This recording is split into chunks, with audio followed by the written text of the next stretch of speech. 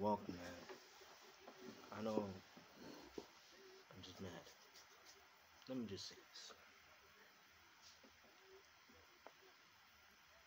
Wanna hear something soon? We're gonna discuss the Lamelo Ball effect. Not even scratch that. The Ball Brothers effect. You know, whenever we notice something with the Ball Brothers is that they're winning players. Let me give a history. Lonzo went to UCLA when I was about because remember it was the year that he was drafted in the 2017 draft. So I was 15 going to 16 when he was in UCLA. Now, for the love of God, Lonzo changed UCLA. I don't know the exact, but Lonzo changed UCLA so much that they went from a losing team. They were trash the season before he got there. When he got there, they were a winning team. Melo changed the teams he has played. Spire, they went to the playoffs the very first season they got there. Lithuania was the only exception because obviously the damn coach was a nutcase, but that actually humbled him. Australia became a great team despite being trash. When Melo was because with Australia, Melo was given the keys, the green light to do whatever the fuck he wants. He can make all mistakes. No one gives a damn. He'll be good. No one gives a damn about how he played. He'll be OP. Now, where shall I begin? Now we're getting to the NBA. When Lonzo came to LA, despite people thinking, do you know that Lonzo actually had a good rookie season, but no one would actually learn because they don't want to understand basketball. Lonzo had a great rookie season, and I'm not gonna call it great. He had a good rookie season. But the Lakers were a decent team. They showed a lot of promise. I was looking at a thing today when this guy was saying one harsh truth. And then he went to the Sacramento Kings and he says, as long as Luke Walton is your coach, you will never be a good team. And it made me think, Luke Walton has never been a winning coach. Or even a great coach. Even I would pick Borrego over him to coach Lonzo or the Kings. Borrego knows what he's doing. He knows how to coach. The problem with him is a terrible minutes manager. Terrible. Hear me out. Terrible. To even make the matters worse, let me express my analysis when I was predicting Lamelo's injury. Because many people, one guy said, something is wrong with you, Melo. And first the narrative was, they can't win without Melo. Now this, yada, yada, yada, something's wrong with you mentally. And I'm about to address that guy. I think his name was Tate, right? Let me explain something. I didn't say they can't win without Melo. What I'm saying is that the problem with this team would be that I predicted Melo's injury because I was like, maybe when he gets injured, the fans and the team would appreciate his presence when he's gone. The Nets game actually proved my point. If Melo was there, you would have seen easy buckets. Airbnb would be showing up, even though it's out of the playbook. Even, you know what's funny? Airbnb was never in the playbook.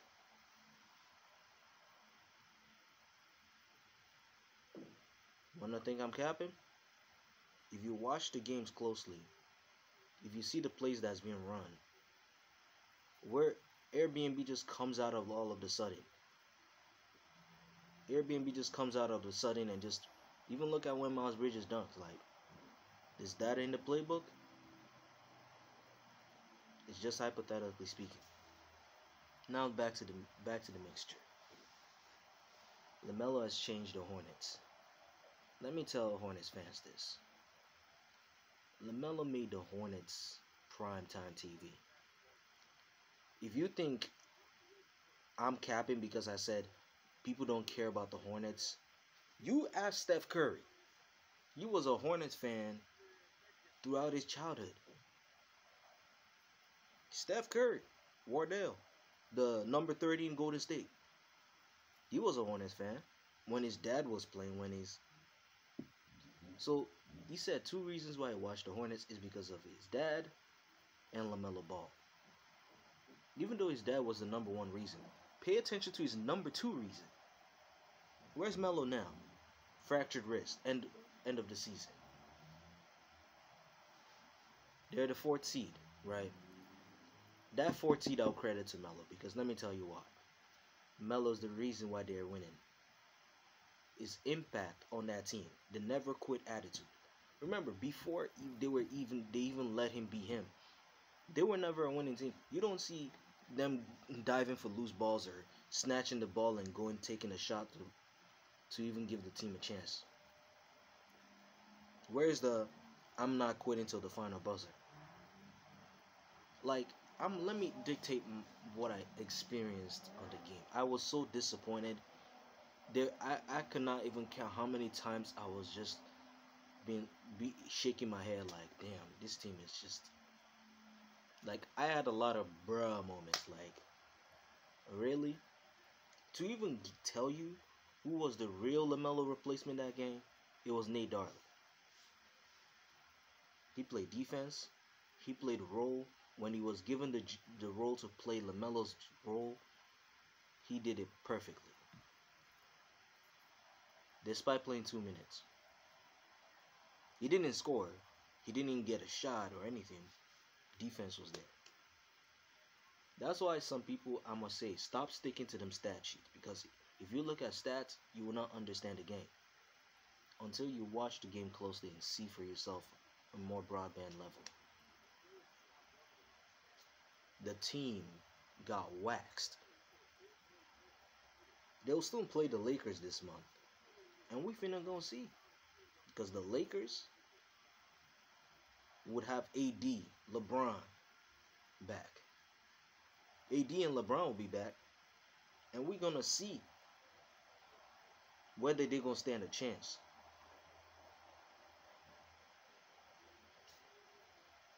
You couldn't even crack 80. Like, look this. The Hornets played the G League Nets. I know it's sarcasm, but let me explain the reality. The only real starter on that team was Kyrie Irving. Kyrie Irving choked that game, and they still blew out the Hornets. Fourth seed in the East, my ass. The Hornets show that they're pretenders. Why is it? You always notice that against the good teams, like average to good teams, they play great. They play these good team, good.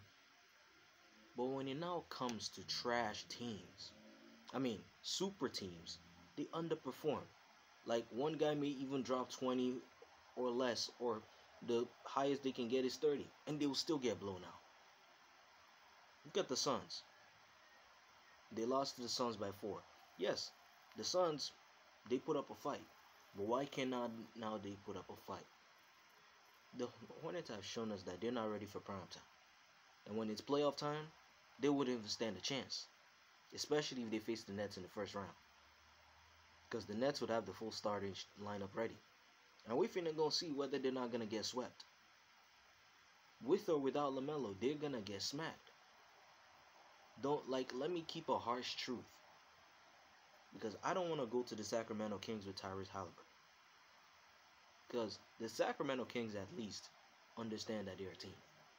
It's just that Fluke Walton is not a great coach. He's not even a good coach. He's not even a decent coach. He's trash.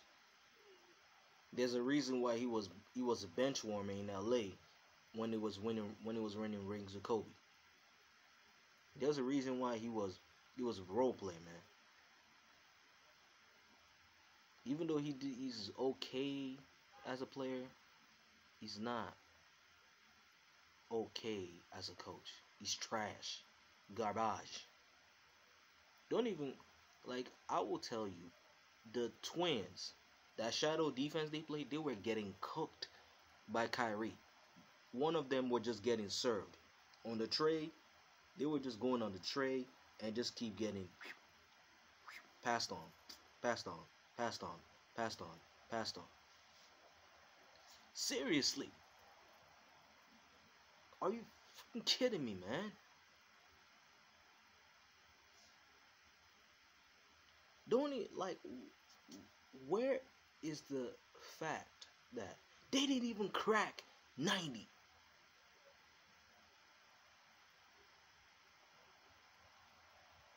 Yeah, 90. The only person I can make excuses for is Malik Monk because he got injured. Malik Monk would have dropped 20 if he wasn't injured. You want to know what minute mark Monk got injured? Around the 6 minute mark. 7 to 6 minute mark. That was when Malik Monk got injured.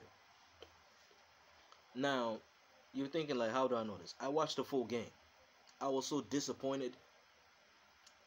I had so many bruh moments. I wanted to be mad. Honestly, the Hornets have shown this game that they're pretenders. They're not ready for the playoffs. It doesn't matter if Melo comes back. They're not ready. You need a big like Montrezl Harrell or a JaVale McGee. Even actually, JaVale McGee would be a perfect fit. To even tell you, I'm gonna even say one thing. The Pelicans are trying to sign it to a 10-day contract, and that would be good because the Hornets don't have the Pelicans don't have a closer.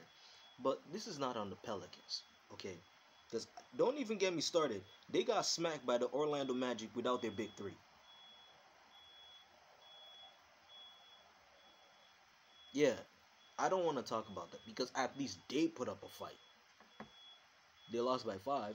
The Hornets lost by 22. Yes, I did the mathematical calculation to prove that. 22 points. When they were with Melo, when he was coming off the bench, they won by 2. When they don't have Melo, they were getting waxed. To even make matters worse, Jeff Green, who's a 6th man on that team, dropped 21 on them, starting. Out of the Nets, Jeff Green was the best player on that game. Joe Harris, that was lighting them up from threes, only scored 9 points.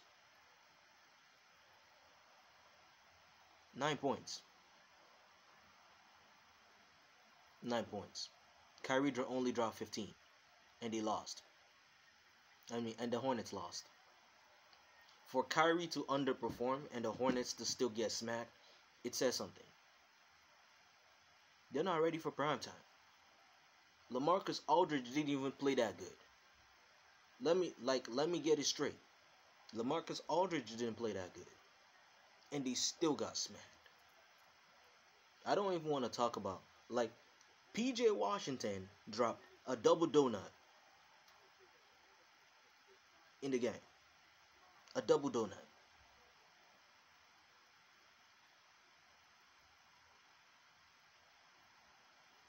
Seriously. He put a double donut. Mr. Glass, 13 points. Tay Graham, 13 points. Brad Waterboy, the Wanamaker, Brad Waterboy Wanamaker, 9 points, 14 minutes.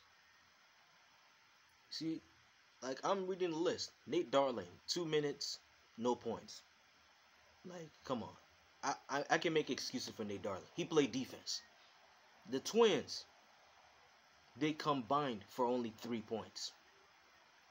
Both combined. They combined for 4. Like, let me explain.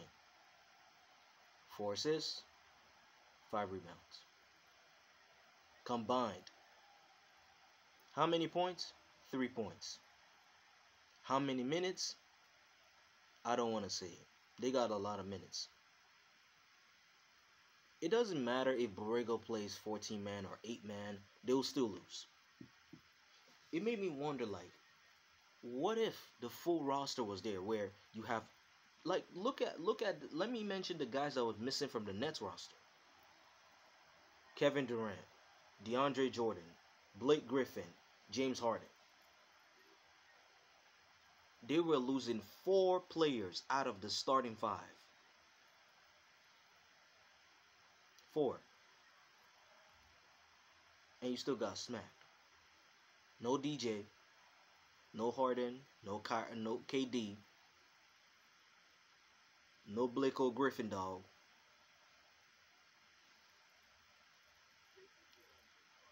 You still got smacked by 22 points. It's a 20-point difference from when you played with Lamelo Ball on the team. Because Lamelo, when their first matchup, scored only 6 points. In the second matchup, where it's supposed to be Lamelo Airbnb versus ISO Gang, we didn't see Airbnb. Borrego's emotions coach for him. Borrego let his emotions be the coach, rather than him be the coach. Let me say it again. Borrego's a great X's and O's coach. He knows the basic principles of coaching. You see, where he really sucks at is minutes management. Borrego's a terrible minutes management person. And don't get me started with he knows how to manage minutes. Borrego is terrible at that. If you think Alvin Gentry was bad at rotations and when we're talking rotations, it's not that JB sucks at rotation. When I'm talking minutes management, there's a difference between managing rotations and knowing who to sub in and sub out compared to managing lineups. You see, Alvin Gentry was a bad lineup manager. Borrego was a bad and a terrible rotations manager. But if I'm being nice, he's pretty decent. But let me be honest. He's bad at managing minutes.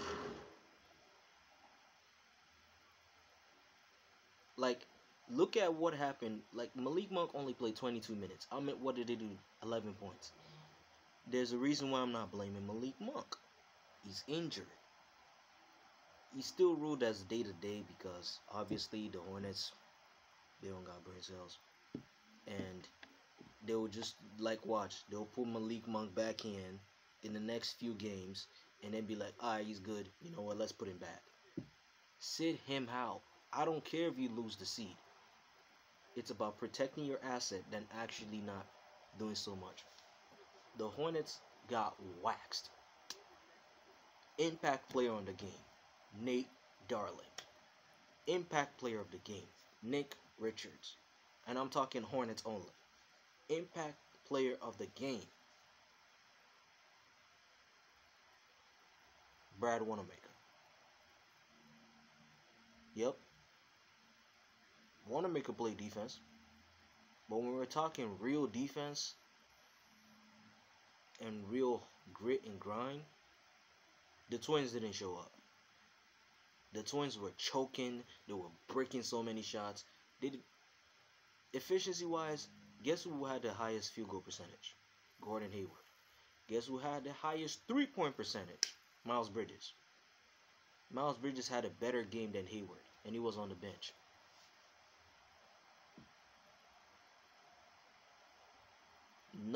I will say it again, none of the Hornets players dropped 20 points. Nobody. They were locked up. Nobody scored $1. They didn't even drop $1 of double digits. Hayward has shown me in that game that he's not a leader. He's just someone that's jealous. I will say it and I'll say it again. Hayward has never been a number one option. I don't care what anyone want to say and be like he was the number one option in Utah. Come on. This nigga has been in Utah, he was a second option. He went to Boston where he was a third and fourth option. You think I'm lying? Go and watch the games back in Utah and tell me who was the real number one option. It wasn't Hayward. I'm serious. Let me tell you Hayward's rookie season stats to tell you how bad he was. 5.4 points per game.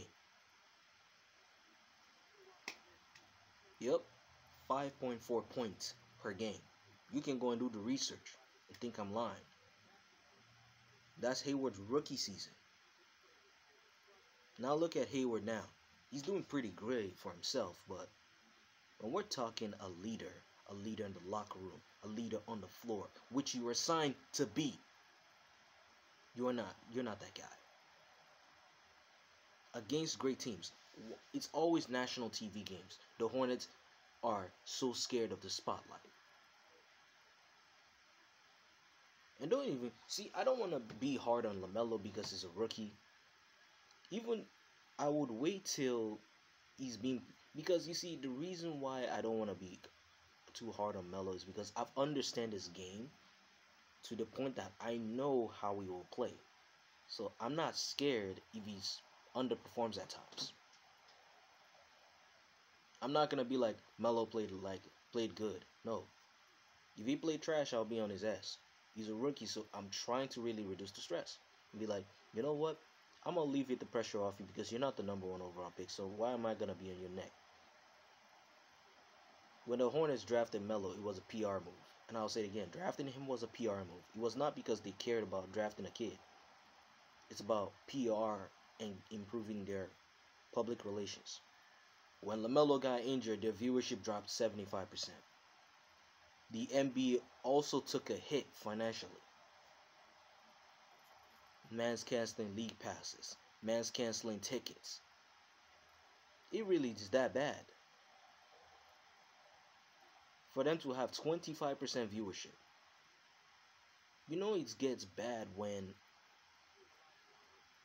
and it may even get worse because when fans are back on the stands, it'll be bad. Like you think I'm just the one saying, I'm just the one feeling that people don't care about the Hornets unless until LaMelo got there. Where have you seen when Steph Curry was playing the Hornets for the first time? Where have you seen Steph Curry talk about the Hornets and talk so good about them that he will be like, you know what? I really like this team. Oh wait. And I'm a Steph Curry fan, but I'm not delusional like many other Steph Curry stands that always think like they're idiots. I'm a Steph Curry fan, and I'll say it like Curry is pretty good, but my style of playing basketball is defensive minded, so I always believe defense matters more than offense because as long if you have a good offensive game, you got to be better on defense. But Curry's a pretty great player, but the thing is when for Curry to even says that he watches the Hornets because of LaMelo, it really proves my point. It really proved my point that many people don't care about the Hornets until LaMelo got there. He says I watch the Hornets because of my dad to roast him and LaMelo. That part. LaMelo. Where did he mention the Hornets? Where did he mention Devontae and everybody else? If you want to deny me, go and ask Steph Curry. He said it in front of the media. Go and ask Steph Curry that question. To even add on the topic, it's not about we all hate Melo or we hate the principles and all that. To even tell you, you know how I knew about the game within the game when it comes to Borrego? The moment he mentioned LaMelo and compared him to Manu Ginobili, I realized and learned something. Let me teach you. You see, Manu Ginobili was a non-pattern player. He played off instinct. He was the Eurostep master. He was the man who introduced the Eurostep to the NBA. He made the Eurostep so popular. Giannis made the Eurostep popular to the point that he made Eurostep dunks important. Where have you been seeing people do Eurostep dunks? But Manu Ginobili was the father of the Eurostep in the NBA. He was the father of the Eurostep. Because you've never seen people be doing Eurostep in the game. He made the Eurostep something to look at. But here's now where I'm gonna get it. I'm not gonna say Pop was a great, terrible coach. Like, if I'm saying the greatest coach in the NBA right now, and maybe of all time. Yep. So again, what Pop did is turn Manu Ginobili into a system player. What did Manu Ginobili ended his career with? He wasn't a Eurostep player no more. He wasn't a guy who can just do things off his own instinct no more. You have to work within the system and end his career as a 3D wing. When I now looked at it, you think, how do I know this? Come on. I may not have watched Manu Ginobili from the beginning of his career and understand him, but looking at his highlights and understanding what he did from the beginning of his career made me understand. I may not watch his highlights fully though, but I've seen certain videos and all that shit about what Manu Ginobili was about and all that. But I was able to witness Manu Ginobili at the later stages of his career, growing up as a teenager. So I was able to understand that part.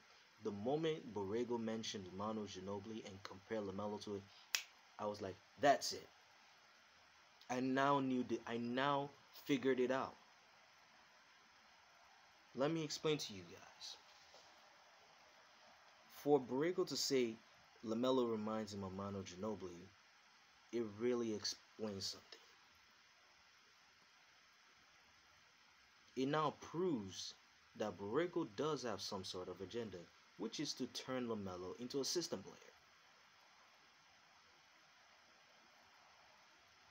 Which he isn't. Let me explain. Let me explain the lack of this non-system player into it to you. What did Borrego did to Manu Ginobili? What did Pop did to Manu Ginobili? He turned him into a 3-and-D wing later down in his career. Later down Ginobili's career, Ginobili was not the flashy Euro step kind of dude that would just go inside the paint and just be laying shit up. And there's a reason why I didn't mention Harden, because Harden was the man who made the Euro step not just popular, but he changed the Euro step to the point that you can now do a 3-step Euro step. You can now do a Euro step without the fear of being called travel every single time whenever you take 3 steps. He made Euro step more popular than Manu Ginobili did. Manu Ginobili was the one who introduced the Euro step in the NBA. Harden was the one who popularized it to a large margin. And the reason why I had to address this topic is because when Pop made Manu Ginobili a system player, I really was like, hold on, man. Because since I watched Ginobili in his later careers, and that's what I grew up to see, I was like, man, Ginobili was just this. But after understanding what Ginobili did for this organization and create things out of nothing, I was like, why turn him into a system player? Why was he a system player? So it really begs the question. It's not about just the game within the game. It's about trying to convert a non-pattern player into a pattern player so he can fit your system of being trash. The Spurs have only won a championship once when they did that. They won 4 rings when Manu Ginobili was the Euro step master doing his job. But when they did, because trying to turn Lamelo into rookie Lonzo Ball, it's not gonna work. Trying to turn someone that's non-pattern to a pattern player, it's not gonna help your game long. That's the problem the Hornets have. That's what they need to fix. So, let me now come back to the Hornets and say the Hornets were disappointed in that game. On national TV. You know, am I the only one that, out of all the national TV games that the Hornets have won, they've only won one, and that was against the New Orleans Pelicans. One, one national TV game, one, uno, one national TV game, and that national TV game is crazy. Imagine having only one national TV game won, and that was against Lonzo Ball. Well, against Lonzo, the next matchup, the Hornets might as well just. I see the Hornets winning that one, but knowing the way they performed today, I'm not so sure. It's also not. It's also gonna still be a national TV game because obviously, you know, you know who they're playing against, Zion. But here's the thing. It's about that time. It's about damn time you start changing your system, your approaches, and change your approach to the game. And Borrego, you need to be a good coach. Enough with his mind games. Stop using Melo as a decoy till the fourth quarter where you now unleash him. It's not gonna work for you. You've seen it against the Clippers. You've seen it against the Lakers. You've seen it against the Spurs.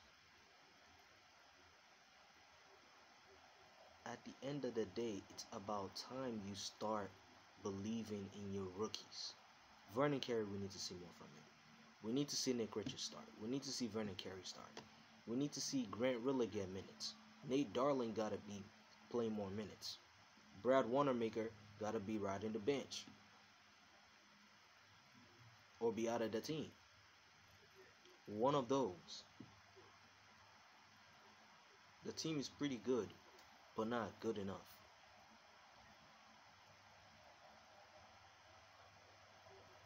So I'm not super disappointed, but I've said it, and I'll say it again. I didn't wish ill will on Lamelo, but the reason why I predicted Lamelo's injury, and you see that I was not even excited after he got injured. But the reason why I predicted Lamelo's injury because he's not appreciated by the team, by the Hornets fans. Not all of them. Majority still thinks, well, he's a decent player, but he's the franchise player, and he needs to be given that treatment. He has shown that he is. So, it's time we grow. It's time we develop. It's time we are developing our system. If the Hornets lose to the Pacers, they can still keep the 4th seed. But if they lose to the Hawks, the Boston Celtics, and so many more, if they lose 2, 3, 4 games, even if they win their next game, they will still be in the 4th seed. But if they lose to the Pacers, then their seed will drop down. Because the person behind them actually have more chances. If they lose 2, 3, 4 games in a row, they'll drop down two spots. So again, it's time, Charlotte, to decide who's the real guy. Because it sure ain't Hayward. Because when it comes to the big moments, Hayward doesn't show up. Now what do? You could have got a big man. Instead, you were panicking that LaMelo's injured and got a guard. And what did that guy do? 9 points. Devontae Graham, decent player, was a 6th man, by the way, gave you 13 points. Nobody on that team scored double digits. And when I'm talking double digits, this time I'm talking 20 points or more. None of that players on that team did that. You got destroyed by the G League Nets. It's time to step up, Charlotte. Thank you very much.